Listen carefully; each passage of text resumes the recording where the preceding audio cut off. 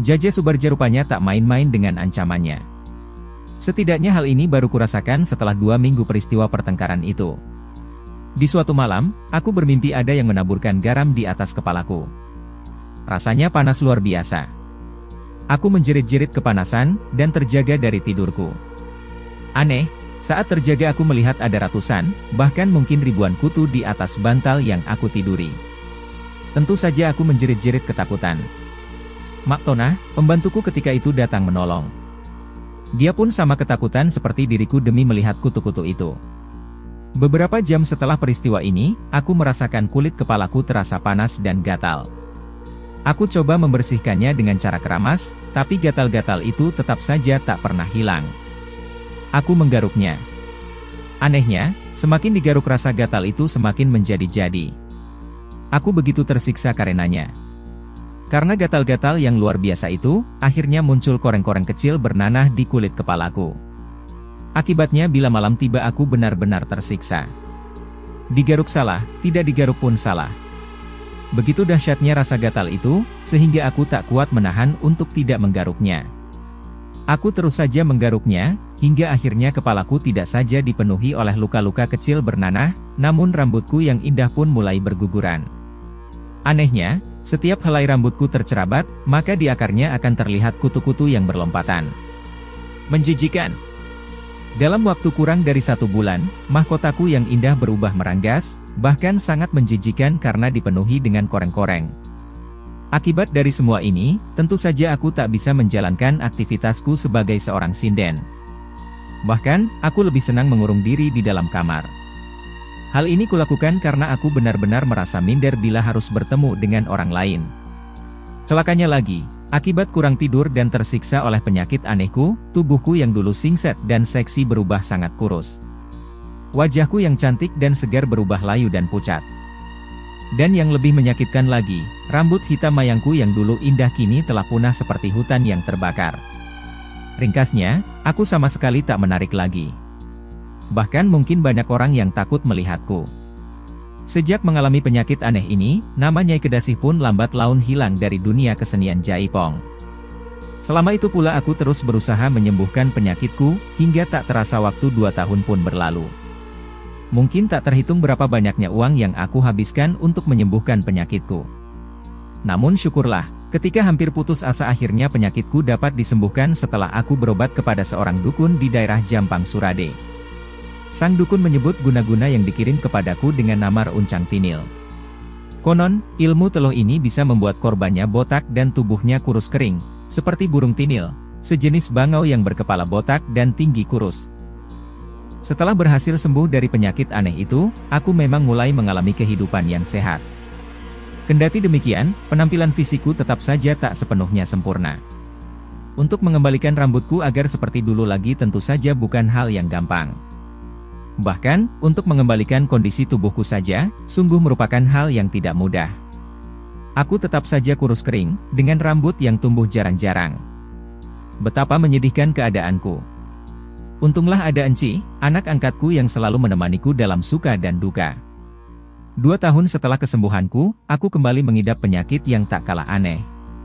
Hanya gara-gara kemasukan galagasi, semacam serangga kecil, tiba-tiba mataku jadi buta. Sore itu, aku baru saja membersihkan halaman belakang rumahku. Saat hendak masuk ke dapur, tiba-tiba ada galagasi yang menyambar mataku. Setelah itu, mataku terasa sangat gatal. Karena terus kucek-kucek, mataku akhirnya jadi merah dan bengkak. Malamnya, mataku malah seperti tertusuk-tusuk jarum. Dan keesokan harinya penglihatanku menjadi kabur. Bahkan, 2 hari setelah itu aku benar-benar tak bisa melihat.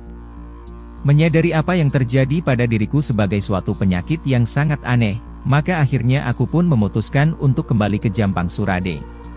Aku kembali diobati oleh paranormal yang dulu mengobati sakit aneh pada kepalaku. Syukurlah aku kembali sembuh setelah si dukun berhasil mengeluarkan beberapa biji besi yang telah berkarat dari dalam kelopak mataku. Setelah 2 serangan penyakit aneh pada diriku yang berhasil aku sembuhkan, tanpa aku sadari sebenarnya sesuatu yang bersifat gaib lainnya juga tengah menyerangku. Yang satu ini sama sekali tidak menimbulkan sakit pada tubuhku, melainkan sakit pada mentalku. Betapa tidak, diam-diam aku mulai benci kepada semua pria. Aku merasa tak membutuhkan mereka, bahkan tak merasa bergairah dengan mereka. Semula hal ini kuanggap biasa saja. Ya, mungkin saja karena aku memang telah bosan dengan mereka, atau memang karena sebab biasa lainnya. Namun lambat laun aku merasa aneh juga, sebab aku berubah sangat dingin. Ini kusadari ketika Sumantri, bekas kekasihku dulu datang kepadaku. Saat itu Sumantri berstatus sebagai seorang duda, karena cerai mati dengan istrinya. Aku bermaksud merajut kembali hubungan cinta kita Dasih, kata Sumantri. Tapi aku menanggapinya dengan dingin. Bahkan, aku sama sekali tak bergairah ketika Sumantri mencium bibirku. Padahal aku paling terangsang bila berciuman bibir dengan seorang pria. Hingga menginjak usia 37 tahun aku tetap memilih hidup sendiri.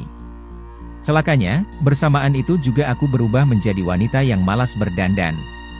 Pokoknya aku sama sekali tak tertarik untuk menggoda pria dengan penampilanku. Memasuki usia 38 tahun, aku mulai gelisah dengan diriku sendiri. Mengapa aku enggan menikah? Pertanyaan ini mulai menghantuiku. Dengan sawah dan kebun cukup luas yang masih kumiliki, ditambah dengan penampilanku yang masih tetap cantik di usia menjelang kepala 4, sebenarnya bukan hal yang sulit bagiku untuk menggaet seorang pria. Namun aneh, aku benar-benar tidak bergairah dengan mereka. Karena penasaran akhirnya aku kembali ke Jampang Surade untuk mendapatkan terawangan akan diriku yang sebenarnya. Sang dukun yang mengobatiku terkejut dengan hasil terawangannya. Rasanya sulit bagi Nyai untuk bisa menikah, kata si dukun. Memangnya ada apa dengan diri saya, Pak? Terus terang, Nyai sebenarnya telah dinikahkan. Hanya saja, Nyai dinikahkan dengan batu nisan. Penjelasan sang dukun membuatku sangat terkejut, dan sulit mempercayainya. Bagaimana mungkin hal itu terjadi, tanyaku penasaran. Tak ada yang tidak mungkin di dunia ini, Nyai. Hal yang kau alami merupakan hal yang telah seringkali terjadi. Namanya gantung jodoh atau gantung waris. Caranya bisa bermacam-macam. Ada yang dinikahkan dengan pohon, dengan binatang, bahkan ada juga yang dinikahkan dengan batu nisan seperti yang dialami Nyai, jelas si dukun. Saya mohon, bebaskanlah teluh itu, pintaku, setengah menghibah. Sulit sekali, Nyai, jawab si dukun. Teluh itu bisa dibebaskan tapi nyawanya yang menjadi gantinya. Maksudnya, kalau teluh itu saya cabut, maka secara tidak langsung saya juga mencabut nyawa Nyai. Maafkan saya, kali ini saya tidak bisa menolong. Aku terdiam.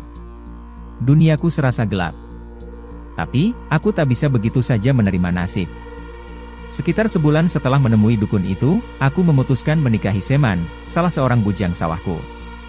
Pernikahan kami berlangsung sederhana, dan Seman yang masih perjaka usia 20-an itu nampaknya tidak merasa risih dengan pernikahan itu. Tapi apa yang terjadi selanjutnya? Saat menikmati malam pengantin, Seman tiba-tiba kalap. Dia seperti sangat ketakutan. Entah apa yang menyebabkannya. Yang benar-benar aneh, sejak kejadian ini Seman menjadi sinting. 2 tahun kemudian Seman meninggal karena terjun ke dalam sumur tua di belakang rumahku tanpa ada seorang pun yang mengetahuinya. Sejak kejadian ini aku tak pernah bermimpi lagi untuk menikah. Yang kuingat hanya satu, ucapan Juragan Jaja Subarja beberapa tahun silam, kau tidak sudi menjadi istriku, tapi aku pun tidak sudi kau diperistri oleh lelaki lain. Ya, aku yakin Subarjalah yang menjadi dalang dari semua kejadian mistis yang aku alami. Rupanya lelaki itu benar-benar sakit hati padaku, dan ingin membuatku menderita seumur hidup. Semoga saja Tuhan mengampuni dosa-dosanya. Nyai Kedasi menyusut air mata yang jatuh di atas wajahnya yang tua. Tapi, ini bukan tangisan sedih ataupun penyesalan. Dia mengaku merasa sangat bersyukur, sebab semua peristiwa itu membuat dirinya lebih bertakwa kepada Tuhan. Padahal, ketika muda dulu dirinya sangat jauh dari menyembah Tuhan. Meski usianya sudah semakin uzur, namun menurut penuturan Encih, Nyai Kedasi itu tak pernah menderita sakit. Sakit kepala saja bahkan tidak pernah, tegasnya. Yang terasa unik sekaligus menyentuh, hampir sepanjang tahun Nyai Kedasi selalu berpuasa, kecuali pada hari-hari yang diharamkan menurut ajaran agama Islam. Dengan puasa, nenek yang masih bisa menaiki bukit ini mengaku merasa lebih sehat, baik jiwa maupun raganya. Sang primadona panggung kini mengisi hari-hari tuanya dengan kedamaian.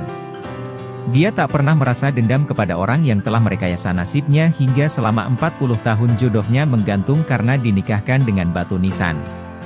Semoga kisah ini dapat menjadi pelajaran berharga bagi kita semua.